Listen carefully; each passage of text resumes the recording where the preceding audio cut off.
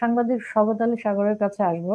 আপনি একটা স্ট্যাটাস দিয়েছেন যে বিশ্বব্যাপী সাংবাদিকদের অধিকার নিয়ে কাজ করা আন্তর্জাতিক সংগঠন রিপোর্টার্স উইদাউট বর্ডার্স এর মতে বাংলাদেশ সাংবাদিকদের জন্য সবচেয়ে বিপজ্জনক দেশগুলোর একটি। সাংবাদিকদের সাথে যা ঘটছে এই মুহূর্তে, অনেকেই মামলায় ভিতরে আছেন, জেলের ভিতরে আছেন, অনেকে মামলায় নাম তালিকাভুক্ত হয়েছেন, হয়তো গ্রেফতার হননি, বাট তারা ভিজিলেন্সের মধ্যে আছেন। আপনার এই বিষয়ে পর্যবেক্ষণটা কি, সাংবাদিক শওকত আলী সাগর? অনেক ধন্যবাদ আপনাকে। আলোচনার শুরুতে আমি আজকের এই দিনে শহীদ বুদ্ধিজীবী দিবসে আমাদের বুদ্ধিজীবীদের যাদের যাদের প্রাণের বিনিময়ে আমরা আজকের এই বাংলাদেশ পেয়েছি তাদের প্রতি শ্রদ্ধা জানাই। আপনি আমার যে ফেসবুক পোস্টটি কথা উল্লেখ করেছেন, আমার মনে হয় যে আমার পোস্টের চাইতেও এটি তো রিপোর্টার্স উইদাউট বর্ডার তাদের একটি অবজারভেশন, তাদের একটি রিপোর্ট, যেটি প্রায় সবকটি সংবাদপত্রে প্রকাশিত হয়েছে। আমি আপনার দৃষ্টি আকর্ষণ করতে চাই এবং আমার দর্শকদের প্রতি আমি একটা অ্যাটেনশন ড্র করতে চাই। সেটি হচ্ছে ওই পোস্টে একটি মন্তব্যের দিকে। ঢাকার একজন সাংবাদিক ওখানে একটি মন্তব্য করেছে। তিনি বলেছেন যে আসলে বাংলাদেশ খুনি সাংবাদিকের চারণ ভূমি হিসাবে গ্রিনেস বুকে রেকর্ড হিসেবে মানে স্থান পেতে পারে।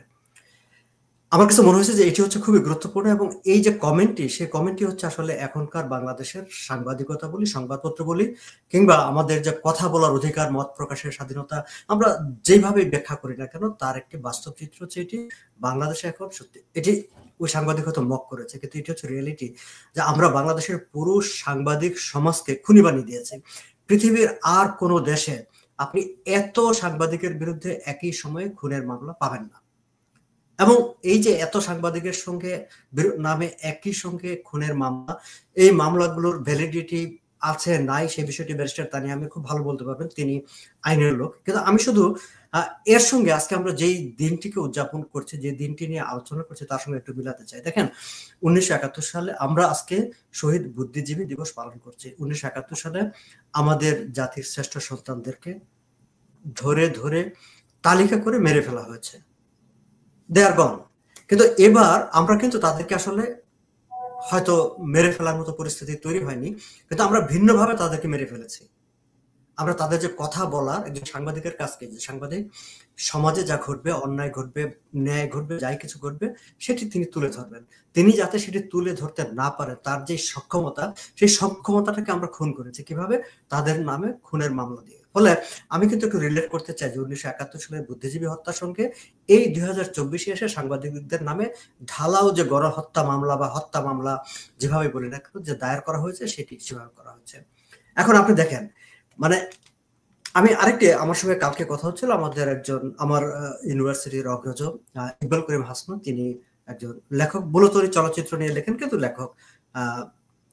তিনি আমাকে কালকে ফোন করে বলছিলেন যে দেখো, আজকে তো আমরা শহীদ বুদ্ধিজীবী দিবস পালন করব, এবং ইন্টারেস্টিংলি হচ্ছে যে আমাদের একজন বুদ্ধিজীবী আমরা শহীদ জহির রায়হানকে স্মরণ করব, এবং তার মেয়ে হচ্ছে আজকে জেলে, এবং তার জামিন একবার দিয়ে কোর্ট আবার সেটিকে স্থগিত করেছে।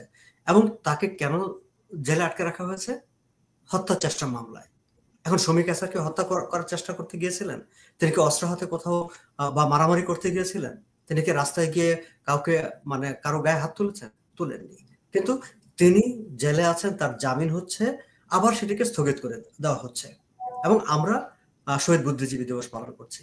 এবং এই যে অবস্থাটা, এটি হচ্ছে আজকের বাংলাদেশ। এবং আজকের বাংলাদেশে এখন আমরা যদি সেই সাংবাদিকতার কথা বলি, ধরেন আমাদের বেশ কয়েকজন সাংবাদিক জেলেও আছেন না, 71 টিভির মোজাম্মেল বাবু, আমাদের ফরজানা রূপা, শাকিল, শ্যামল দত্ত প্রেস ক্লাবের জেনারেল সেক্রেটারি, ভোরের কাগজের সম্পাদক, তাদেরকে কোথায় রাখা হয়েছে? জেলখানায়। আমি শুনেছি যে মোজাম্মেল বাবু তো মানে অসুস্থ মানুষ, শ্যামল দত্ত তার খুব হাই ডায়াবেটিক, তাকে বিশেষ ধরনের একটা ওষুধ খেতে হয়, সেই ওষুধটা কিন্তু তাকে রেগুলার মানে হাসপাতালে, ওই কারাগারে তাকে দেওয়া যায় না, নানা রকম। কিন্তু তাদের জামিন হবে না কেন? মানে আমি এটা ব্যারিস্টার তানিয়া আমির ভালো ব্যাখ্যা করতে পারবেন যে এই যে মামলাগুলো, তারা তো কেউ মানে মাঠে ময়দানে মারামারি করতে যায় নাই, তাদের নামে হত্যা মামলা দেওয়া হয়েছে, তাদের জামিন হবে না কেন? আবার গভর্নমেন্ট বলেছে যে যেসব মামলাগুলো মানে তারা যাচাই বাছাই করে তারা অনেক মামলা প্রত্যাহার করা হবে। আবার গভর্নমেন্ট নিজে বলছে যে অনেকগুলো মামলা হয়েছে আসলে কারা করে ফেলেছে, হুট করে ফেলেছে, যদি তাই হয় তাহলে তাদের জামিন হবে না কেন?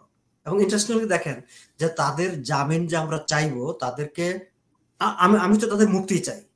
আচ্ছা, মুক্তির জায়গায় না গেলাম, নিজের পক্ষে তাদের জামিন হবে।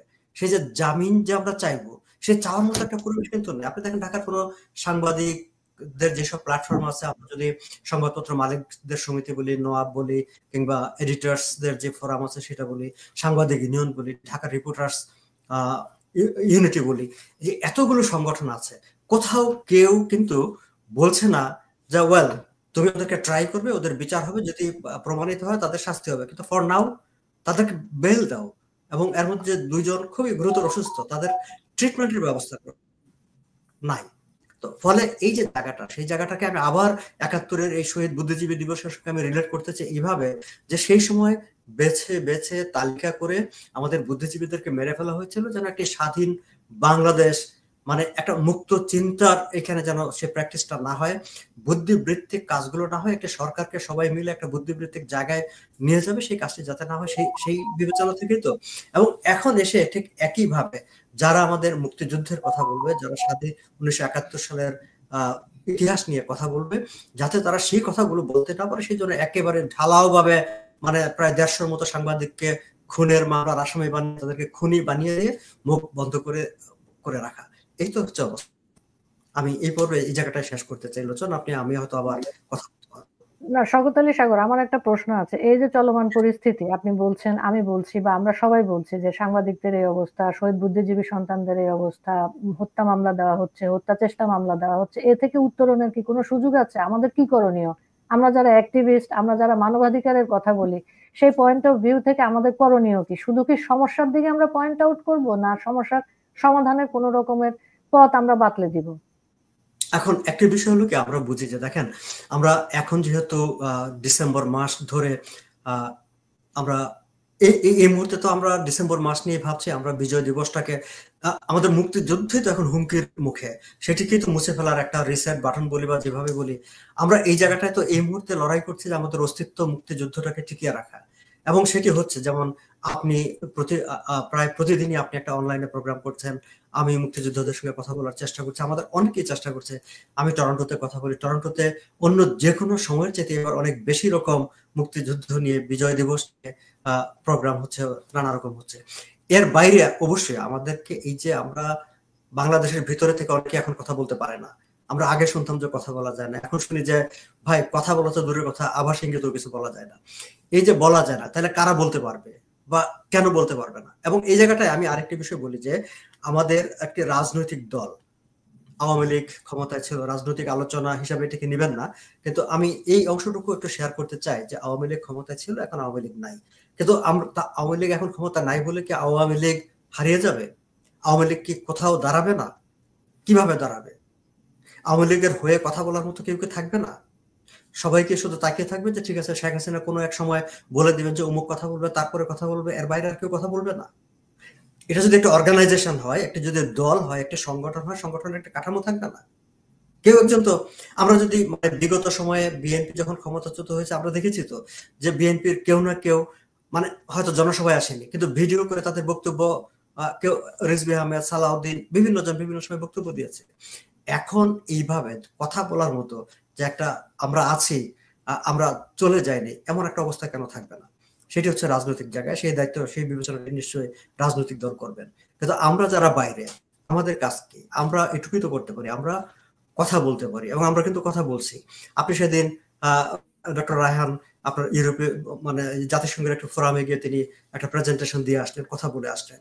এটা একটা অনেক বড় কাজ হয়েছে। আপনি এই জায়গায় এখন যদি আপনি যে আপনি ওয়েস্টার্ন কমিউনিটিতে, মানে আমরা যদি ডিপ্লোম্যাটিক কমিউনিটিতে বলি, আজকে ওয়েস্টার্ন ডিপ্লোম্যাটিক কমিউনিটিতে সবাই কিন্তু একটা কনসার্ন যে কি হচ্ছে বাংলাদেশে। আপনি সুইডেন পার্লামেন্টের কথা হচ্ছে, ব্রিটিশ পার্লামেন্টে সেদিন দেখলাম ১৬ জন এমপি বক্তৃতা করলেন। কালকে হোয়াইট হাউসের স্টেটমেন্টে বাংলাদেশ প্রসঙ্গ আসলো। আমাদের দস্তগীর স্টেট ডিপার্টমেন্টে অলমোস্ট এভরিডে তিনি চেষ্টা করেন বাংলাদেশের প্রসঙ্গগুলো সেখানে নিয়ে আসতে।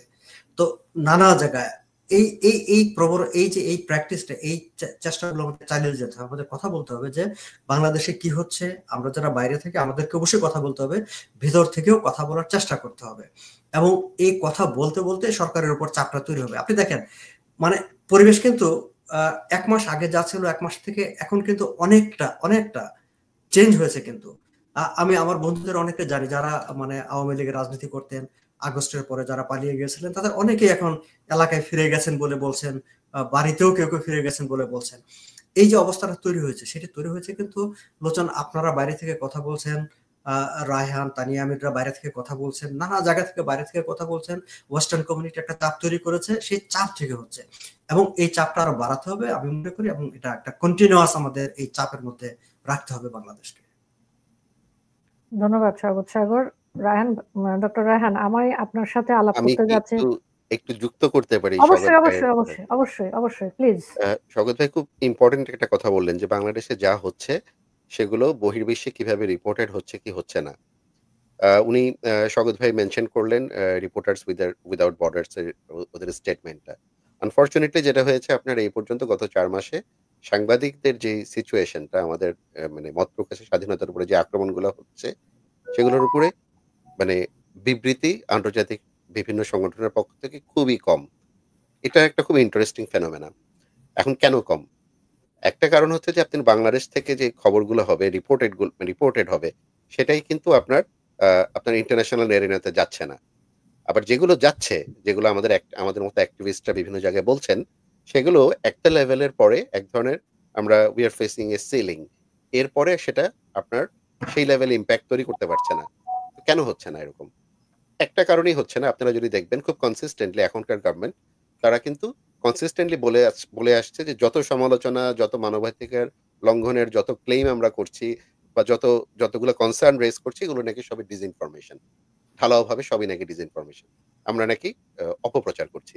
এটা হচ্ছে তাদের একটা স্ট্যান্ডার্ড স্টান্স। আরেকটা পয়েন্ট তারা বলছে যে সেটা হচ্ছে যে এগুলোর সাথে ভারতীয় অপপ্রচার এগুলা। ভারতীয় বিভিন্ন মাধ্যমের। এই জায়গাটা খুবই ইন্টারেস্টিং এই ফেনোমেনাটা। এই কথাগুলো বলানোর জন্য আপনি খেয়াল করবেন গত কয়েক সপ্তাহে আপনি খেয়াল করবেন বাংলাদেশের খুব গ্লোবালি রিনাউন্ড কিছু হিউম্যান রাইটস অ্যাক্টিভিস্ট এমন কিছু অ্যাক্টিভিস্ট যাদের আবার রেপুটেশন এতই ভালো যে তারা এমনকি জাতিসংঘের সাথেও জড়িত বিভিন্ন কমিটির সাথে। আপনারা দেখবেন যে যারা they came out to the media তারা একদম ব্ল্যাটেন্টলি বলছে যে বাংলাদেশে যা হচ্ছে এগুলো সবই অপপ্রচার এবং এগুলা নাকি ঘটছেই না।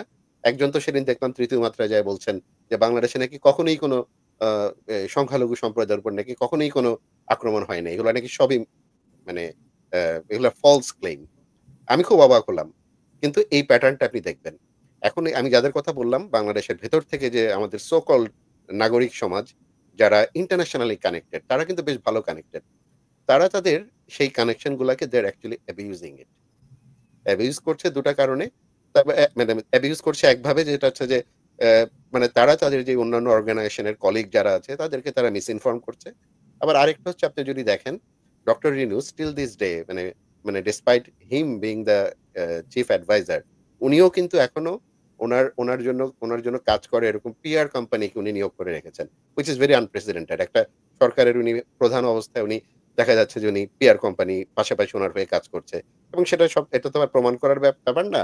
সবচেয়ে ভালো এভিডেন্স হচ্ছে আপনার ওয়াশিংটন পোস্টে দেখবেন যে ফুল পেজ বিজ্ঞাপন উনার নামে ছাপা হয়। ঠিক আছে? তো এটা থেকে দেখে বুঝতে কোনো বাকি থাকে না যে some PR company is operating on his behalf. Which is incredible. কারণ আমরা PR কোম্পানি এভাবে অপারেট করতে কাদেরকে দেখি? আমরা দেখেছি এর আগে আফ্রিকান কান্ট্রির যেসব ডেসপট ছিল, তারপরে ওয়ার ক্রিমিনাল তারা তাদের PR কোম্পানি নিয়োগ করে তাদেরকে ডিফেন্ড করার জন্য। আমরা ইনসিডেন্টালি ডক্টর ইউনূসকে দেখছি উনি PR কোম্পানি নিয়োগ করে কাজ করছেন। আর তার সাথে যোগ হয়েছে উনার যারা সাপোর্টার, উনার যারা এই রেজিমটাকে যারা এনেছেন, তার মধ্যে আমাদের এনজিও কমিউনিটির একটা বড় অংশ আছে। তাদের স্টেকটা হচ্ছে they want this regime to succeed এবং আরেকটা হচ্ছে একই সাথে তারা মানে দেখতে চায় যে তারা রেজিমটাকে শিল্ডও করতে চায়। তারা মনে করে এই রেজিমের আন্ডারে যত মানবাধিকার লঙ্ঘন হচ্ছে, এগুলা যখন বের হয়ে আসছে তারা মনে করে যে it is a reflection on them. So এখানে তাদের আসলে একটা ভেস্টেড ইন্টারেস্ট আছে। মানে টু অ্যাক্টিভলি ডিসইনফর্ম করা পুরা ওয়ার্ল্ডকে। তো আসলে ডিসইনফরমেশনটা কারা করছে? ডিসইনফরমেশনটা আসলে রেজিমটা করছে। এবং ইন্টারেস্টিং হচ্ছে তারাই সবার আগে হাত তুলে বলছে অন্যদেরকে যে বাকিরা সবাই ডিসইনফরমেশন করছে। But which is not the case. ডিসইনফরমেশনটা হচ্ছে আসলে রেজিমের পক্ষ থেকে এই মুহূর্তে। আপনি যদি দেখেন এই গত সপ্তাহে একটা কোয়ালিশন বডি তারা ওই সিভিকাস নাম। ওরা টাইম টু টাইম প্রতি বছর রিপোর্ট ইস্যু করে। সেটা হচ্ছে যে বিভিন্ন দেশে আপনার মানে পাবলিক স্পেস কতটা স্বাধীন এটার উপরে একটা ওরা ইন্ডেক্সিং করে।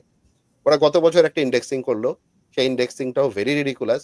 সেই ইন্ডেক্সিং এ দেখবেন আপনি যে একদম ওয়ার টোন এরিয়া যেখানে যেসব জায়গায় আপনার এখন রীতিমতো ইউএন ফোর্স কাজ করছে to bring to maintain some form of piece, ওসব দেশেরও তালিকার নিচে বাংলাদেশকে রেখেছে ওরা। যে যে বাংলাদেশ নাকি ওগুলারও নিচে। মানে পাবলিক স্পেস এতই পরাধীন আমাদের। আবার সেই সিভিকাস ভেরি মানে খুবই প্রেডিক্টেবলি তারা গত সপ্তাহে রিপোর্ট করলো। গত সপ্তাহের রিপোর্ট হচ্ছে খুব গ্লোয়িং রিপোর্ট। যে বাংলাদেশে গত ১ বছরে পার্টিকুলারলি এই রেজিমের আন্ডারে এখন নাকি অনেক আমরা উন্নতি করেছি। তো মানে মানে উনারা কি অন্য কোনো ডাইমেনশন এ বসবাস করেন? উনারা কি এমন রিপোর্ট পড়েন, এমন ডাটা দেখেন মানে যেটা অন্য জগতে বাস করেন। যেটা আমরা দেখছি একটা কিছু হচ্ছে যেটা স্বগত ভাইয়ের অনেকগুলোর উদাহরণ টানলেন যে সাংবাদিকরা, মিডিয়া কিভাবে মানে এখন কি পরিমাণ মাজল, কি পরিমাণ আন্ডার প্রেশার। আর মানে মানে obviously যে মানে এই সংগঠনগুলাও কিন্তু আসলে মিসলিড করছে। তো আমি বলব যে at the end of the day এই কারেন্ট রেজিমের তাদের কিছু এজেন্টস অফ ডিসইনফরমেশন আছে। তাদের কিছু মানুষ আছে, মানুষজন আছে বিভিন্ন জায়গায় প্লেস। তারাই আসলে অ্যাক্টিভলি ডিসইনফর্ম করছে যে বাংলাদেশে কি হচ্ছে সেটার ব্যাপারে পুরো ওয়ার্ল্ডকে মিসলিড করা। এখন কথা হচ্ছে সত্য বেশিদিন চাপা দেওয়া যায় না। This things will come out. আমার যেটা কনসার্ন সেটা হচ্ছে এটা তার আগেই অনেক বেশি ক্ষতি হয়ে যায় কিনা। কারণ অনেক মানুষ যেমন শাহরিয়ার কবিরের উদাহরণটা খুব ভালো উদাহরণ। উনি একই সাথে অনেকগুলা ভূমিকা, উনি অনেকগুলা রোল প্লে করেছেন। ইন্টারেস্টিং হচ্ছে আপনি দেখবেন উনাকে নিয়ে কিন্তু ৭০ জন হিউম্যান রাইটস অ্যাক্টিভিস্ট এটা আজকে থেকে ১.৫ মাস আগে উনাকে নিয়ে স্টেটমেন্ট দিলেন। এবং খুব মানে ওয়েল নোন গ্লোবালি খুবই রেপুটেড এমন মানুষ। সেই স্টেটমেন্টের উপরে একটা শব্দ বাংলাদেশের মিডিয়া ছাপায়নি। সো দ্যাট এগুলা কিন্তু এক্সাম্পল, এগুলা কিন্তু আপনার লিটমাস টেস্ট একটা দেশে আসলে কি চলছে এখন। তো লাকিলি যেটা হচ্ছে যে থ্যাঙ্কফুলি যেমন কিছুদিন আগে আবার তানিয়া পাড়া লন্ডন থেকে একটা প্রেস কনফারেন্স করলেন। ফরচুনেটলি সেটা কিছু লিমিটেড কভারেজ পেয়েছে। অথচ এর আগের যেগুলা গত ৩ মাস ২ মাস ধরে যে যত ক্যাম্পেইন একটা শব্দ পর্যন্ত উচ্চারণ হয়নি শাহরিয়ার কবিরকে নিয়ে। সো আপনার যদি উদাহরণ চান একটা দেশ কত স্বাধীন, পাবলিক স্পেস কত স্বাধীন, এগুলো হচ্ছে আপনার টেস্ট। এগুলাতে বেঞ্চমার্ক দিয়ে এগুলা দিয়ে আপনি জাজ করবেন। তো আমাদের যেটা হচ্ছে যেটা করণীয় যে প্রশ্নটা করলেন সেটা হচ্ছে যে we should keep knocking on the door. কারণ আপনার সত্য বেশিদিন চাপা দেওয়া যায় না। আপনার আমাদের দেশে যারা আছেন দেশের খবর তো আসলে চেপে রাখা যায় না। এখন সোশ্যাল নেটওয়ার্কের কারণে সব কিন্তু চলে আসে ইন্টারন্যাশনালি। এবং আমাদের মানে we should keep doing what we are doing. আমাদের হচ্ছে যে বিভিন্ন স্টেক হোল্ডারদেরকে, বিভিন্ন হিউম্যান রাইটস অর্গানাইজেশন গুলোকে, বিভিন্ন ইন্টারন্যাশনাল অর্গানাইজেশন গুলোকে আমাদের কিন্তু মানে খুব পারসিস্টেন্টলি এবং কনস্ট্যান্টলি ইনফর্ম করে যেতে হবে। কেন করব? এই কারণে করা দরকার। কারণ দেশে যারা আছেন তারা কথা বলতে পারছেন না। আমরা ফরচুনেট ফিউ আমরা কথা বলতে পারছি। At least we have that privilege আমি বলব। That luxury. সুতরাং আমাদের কথা বলে যেতেই হবে।